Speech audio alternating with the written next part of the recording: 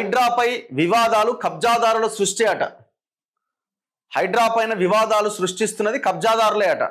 మరి ఇప్పుడు హైకోర్టు నేను తుక్కు తప్పుపట్టింది కదా, ఈ చెంప ఆ చెంప వాయించింది కదా, మరి హైడ్రా కూడా హైకోర్టు కూడా ఆ లైన్లకే వస్తుందా?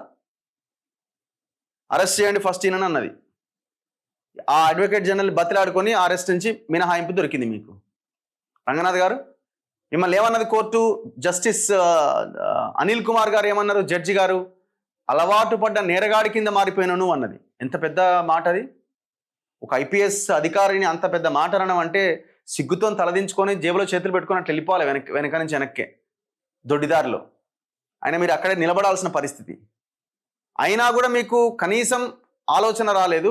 మళ్ళీ సేమ్ అదే పని మళ్ళీ రిపీట్ చేసిరు. మళ్ళీ తెల్లారి కోర్టు ఏమన్నది? 10 మంది సైనికులను పెట్టి నిన్ను ఆర్మీ బ్యారెక్లు ఉంచుతామన్నది. ఎంత దారుణమైన స్టేట్మెంట్ అది!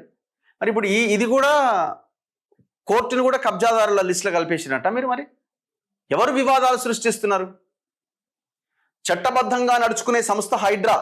మీ చట్టబద్ధత ఏందో, మీరు ఎవరెవరికి టెండర్లు ఇస్తున్నారో, ఏ ఫ్యామిలీ మెంబర్స్ అందులో ఇన్వాల్వ్ అవుతున్నారో, మేము మీ హైడ్రా వేసే టెండర్ల అంశం కూడా రాబోయే రోజుల్లో మేము బయటికి తీసుకొచ్చే ప్రయత్నం చేస్తాం. ఎందుకంటే ఈ చెరువులు బాగు చేయడానికి, అందులో ఉన్న మట్టి తవ్వడానికి ఇవన్నీ పనులు చేస్తున్నాం. ఎవరో టెండర్ అప్పగించాలి కదా. ఈ టెండర్ల వ్యవహారంలో కూడా గోల్మాల్ జరుగుతున్నదని ఆరోపణలు, అనుమానాలు వ్యక్తమవుతున్నాయి. సో దాన్ని తీసే ప్రయత్నంలో ఉన్నాం. న్యాయ వ్యవస్థ పైన సంపూర్ణ గౌరవం ఉన్నది. కోర్టులకు కొందరు తప్పుడు సమాచారం ఇస్తున్నారు. ఒక చోట భూమిని చూపిస్తూ మరో చోట కబ్జా చేస్తున్నారు. ప్రైవేటు భూముల్లోని పార్కుల స్థలంలోనే హైడ్రా బోర్డులు పెట్టింది. తప్పుదోవ పట్టించే కాలనీ సంఘాలపైన కేసులు పెడుతున్నారట. 1.5 కోట్ల విలువైన 3,350 ఎకరాల ప్రభుత్వ భూమిని కాపాడాం. ఎంత? 1.5 కోట్ల భూమిని కాపాడినట. ఏడనా ఆయన? ఏడా? 307 సర్వే నెంబర్ల ఫెన్సింగ్ వేసి వస్తుంది. అరకపోటు కానీ తెల్లారి నువ్వు వేసిన ఫెన్సింగ్ కూడా మళ్ళీ కొత్త ఫెన్సింగ్ వేసుకున్నాడు. ఎక్కడ నువ్వు 1.5 ఎకరాల 1.5 కోట్ల విలువైన భూమిని కాపాడినావు? జర చూపియరాదు మాకు, జర చూసొస్తాం. ఏడుందో? 25 చెరువులు పునరుద్ధరిస్తున్నట. ఏడా? ఉప్పల చెరువు చూడండి, 2 ఉప్పలు పోయేటోళ్ళు. ఎవడైతే కబ్జా చేసిండో ఆ కబ్జా చేసిన వాడిని లీగలైజ్ చేస్తుండిన. ఎంత పెద్దగా ఉండాల్సిన చెరువు ఎట్లా కనబడుతుంది చూడండి. చిన్న సరస్సు లాగా, చిన్న కాలువలాగా చేసి పడేసిరు దాన్ని. మరి అవతల ఉన్నదంతా లీగలైజ్ అయిపోయినట్టే కదా, మొత్తం అంతా కబ్జా చేసిందంతా. ఇప్పుడు ఇది ఎందుకు వచ్చింది వివాదం? ఇది ఎందుకు వచ్చిందంటే, శాంతా శ్రీరామ్ అనే ఒక కంపెనీ ఉంది, రియల్ ఎస్టేట్ కంపెనీ. ఆ కంపెనీ అమ్ముగూడ దగ్గర ఒక 40 ఎకరాలు డెవలప్మెంట్కి తీసుకున్నది ఒక వ్యక్తి దగ్గర నుంచి. వాళ్ళు ఆల్రెడీ గతంలోనే ఈ ల్యాండ్ విషయంలో వాళ్ళు కోర్టులో గెలిచిరు. కోర్టులో గెలిచిన తర్వాత ఈయనకు ఈ రంగనాథ్కి ఆ భూమి మీద కన్నుబడ్డది. మనం ఎట్లుంటుందంటే పిలిచి మాట్లాడతాడు. ఏమైనా సెట్ అయితే సెట్, లేకపోతే సైలెంట్గా వెళ్ళిపోవాలి. నువ్వు ఏమైనా క్వశ్చన్ చేసావు అనుకో, కథం, ఈగో హట్ అవుతుంది. అయితే ఆ ఓనరు కొంచెం గట్టిగా మాట్లాడినట. ఇది నీదెట్లా నాదెట్లా నీదెట్లా అని అంటాం, అది అని కొంచెం గట్టిగా మాట్లాడి అక్కడి నుంచి వెళ్ళిపోయినట. ఆహా, నువ్వు నన్ను నా ఆఫీస్కి, హైడ్రా ఆఫీస్కి పిలిపిస్తే నా మీదనే నువ్వు గట్టిగా మాట్లాడతావా అని ఇక ఆయన మీద పగ పెంచుకున్నాడు. ఆయన కోర్ట్ ఆర్డర్ ఉన్నది, గవర్నమెంట్ అక్కడ ఎంఆర్ఓ అఫిడవిట్ వేసిండు, ఇది గవర్నమెంట్ ల్యాండ్ కాదు ప్రైవేట్ ల్యాండ్ అని మొత్తం రికార్డ్స్ ఉన్నాయి. ఎవరైతే ఆ ల్యాండ్ ఓనర్ ఉన్నాడో ఆ ల్యాండ్ ఓనర్కి అక్కడ రైల్వేనో ఏదో పడితే ఆయన కాంపన్సేషన్ వచ్చింది. ఆ తర్వాత ఇంకేదో రోడ్డు ఏదో విస్తరణలో భాగంగా భూమి పోతే దానికి కాంపన్సేషన్ ఆయనకే వచ్చింది. ఆ భూమి వీళ్ళు డెవలప్మెంట్కి తీసుకున్నారు, మిగిలిన 40 ఎకరాల భూమి. ఆ భూమిలోకి పోయింది ఫస్ట్ వెహికల్ తీసుకొని. మనం ఎట్లుంటుంది, నల్లవి తయారు చేసి రోడ్డి, అవి ఏందో దయ్యం వచ్చినట్టే వస్తుంటాయి. అవి నల్ల రంగేసి, ఎందుకంటే భయపడాలని, టెర్రరైజ్, చూడగానే భయపడాలి. నల్ల రంగు, దాని మీద హైడ్రా అని రాస్తారు. హైడ్రా అనగానే కథమే, అదొక పెద్ద భూతం లాగా తయారు చేసేది దాన్ని. సో ఆ నల్ల వెహికల్స్ని ఒక రౌండ్ వేస్తాడు చుట్టూ, ఏడ రోడ్డు ఉంటాడ. ఎందుకు వచ్చిన అంటే ఈడ మొత్తం గవర్నమెంట్ ల్యాండ్ 40 ఎకరాలు 50 ఎకరాలు పెద్ద చర్చ స్టార్ట్ అవుతుంది కదా. ఇక ఆయన ఫస్ట్ టైం పోయిండు, వాళ్ళు కంటెంప్ట్ వేసారు. ఈ కోర్టుకు పోతే కోర్టు ఆ భూమిలోకి పోద్దా, నువ్వు ఆ భూమిలో ప్రైవేట్ భూమిలోకి పోద్దా అని చెప్పింది.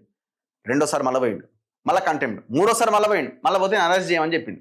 4వ సారి మళ్ళీ పోయిండు, ఆర్మీ 10 మంది ఆఫీసర్లను పెట్టి నేను బొక్కలేస్తామని చెప్పింది. చివరికి కోర్టు ఆర్మీ బ్యారెక్లో పెడతామని చెప్పింది. అయినా కూడా మళ్ళీ ఈ ఇంటర్వ్యూలు ఇచ్చి మళ్ళీ ఏదో కోర్టును తప్పుదోవ పట్టిస్తున్నారు. అంటే ఇప్పుడు జడ్జి అనిల్ కుమార్ గారు తప్పు చేసిరేనా మీ ఆలోచన? ఈనాట కుల సంఘాల మీద కేసులు పెడతారు, కాలనీ సంఘాల మీద. ఎంతమంది అధికారుల మీద కేసులు పెట్టినాం?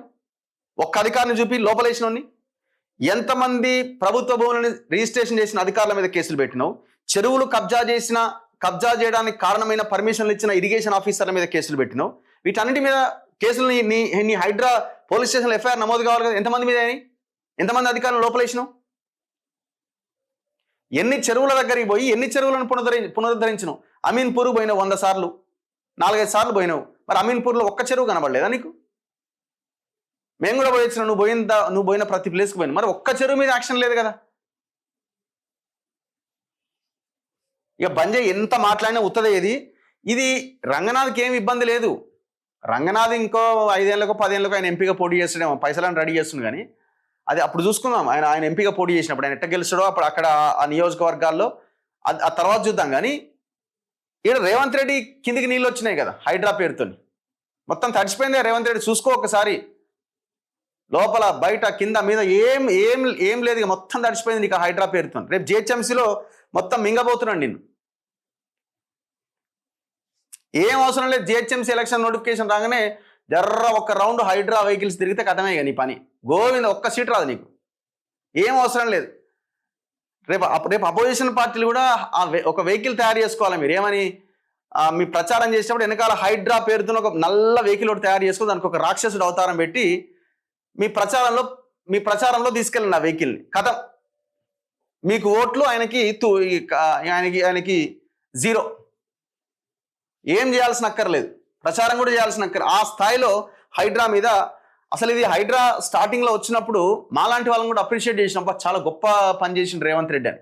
తర్వాత తెలిసింది ఇదేంది, దీని కథ ఏందని. మొత్తం ఇప్పుడు ఆయన ఏ ల్యాండ్ గురించి అయితే మాట్లాడదు మొత్తం ఎవిడెన్స్ ఉన్నాయి నా దగ్గర క్లియర్గా. గవర్నమెంట్ ల్యాండ్ కాదయ్యా, ఇది ప్రైవేట్ ల్యాండ్ అని కోర్టే తేల్చింది. అధికారులు తేల్చి వదిలేసింది దాని మీద. ఇప్పుడు ఒకవేళ నీకు అది ఇంకా ఏమైనా నీకు అనుమానాలు ఉన్నాయనుకోండి, అప్పుడు ఏం చేయాలా?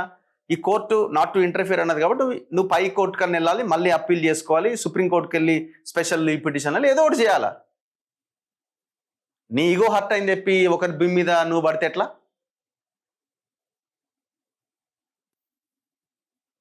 ఇది మొన్న లాస్ట్ చేసిన వీళ్ళు ఫైనల్ కంటెంట్.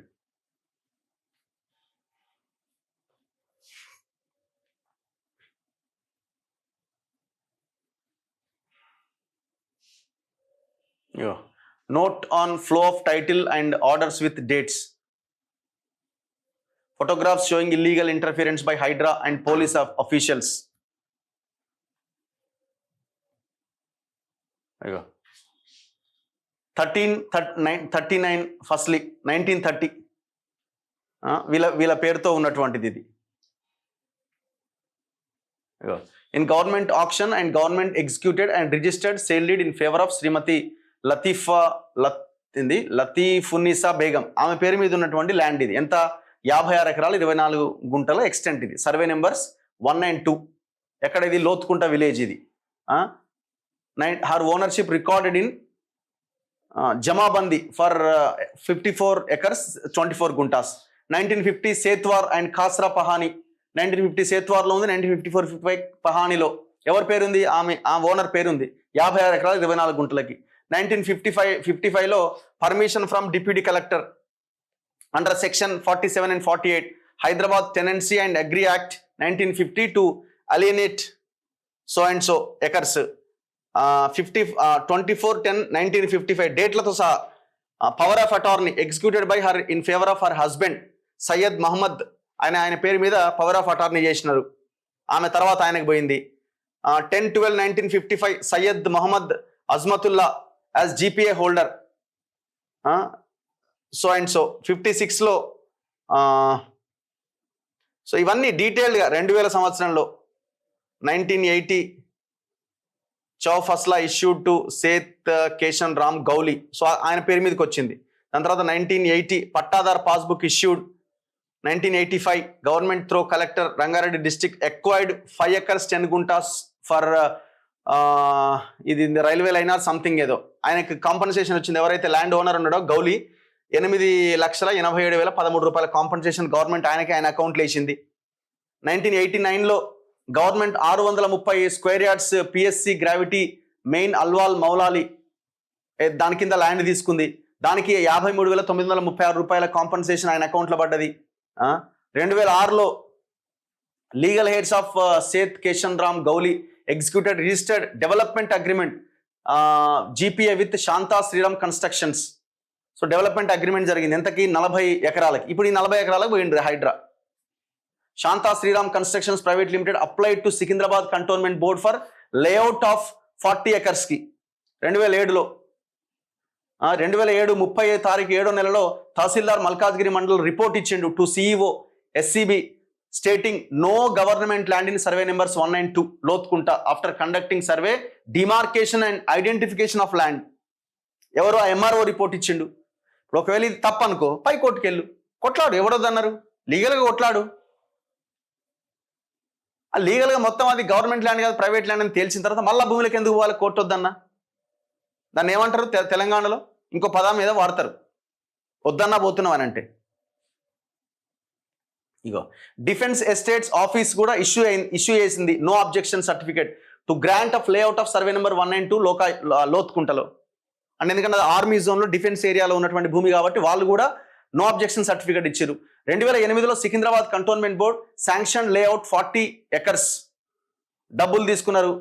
53,25,000 రూపాయలు దాంతో లేఅవుట్ అయింది. 2008లో 7వ నెలలో Secunderabad cantonment board accorded the layout permission ఇచ్చేసింది. 2015లో tahsildar Tirumalagiri mandal initiated encroachment proceedings beyond scope of land encroachment act. దాని తర్వాత ఈ రిట్ పిటిషన్ వేసారు.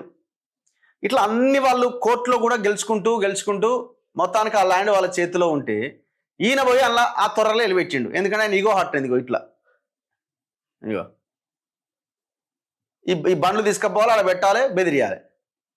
వీళ్ళంతా ఏంది ఇది?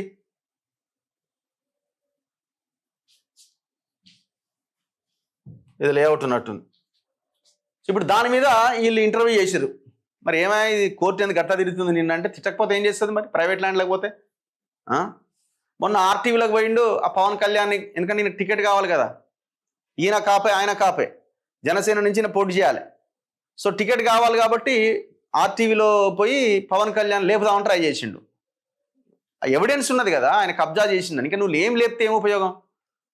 పవన్ కళ్యాణ్ ఏ తప్పు చేయలేదని పవన్ కళ్యాణ్ ఏదో సాటిస్ఫై చేయడానికి పోయిండు. పంపించుండాడు పవన్ కళ్యాణ్, నువ్వు జరబోయి ఏదో ఛానల్ చూసుకొని జర మాట్లాడరాదు, ఇప్పటికే ఇజ్జత్ పోయింది నాదని. ఏం కాపాడు నువ్వు? అసలు తెలంగాణకి నీకేం సంబంధం? ఫస్ట్ రేవంత్ రెడ్డి అనాలి, రంగనాథ్ని కాదు అనాల్సింది ఫస్ట్. మనం తెలంగాణ జీతం తీసుకుంటావు, తెలంగాణ ప్రజలు కట్టే ట్యాక్సుల ద్వారా. పవన్ కళ్యాణ్ ఆంధ్ర వ్యక్తి వచ్చి తెలంగాణ భూములు కబ్జా పెడుతుంటే పవన్ కళ్యాణ్ కబ్జా పెట్టలేదంటావు. ఏం తమాషా ఇది?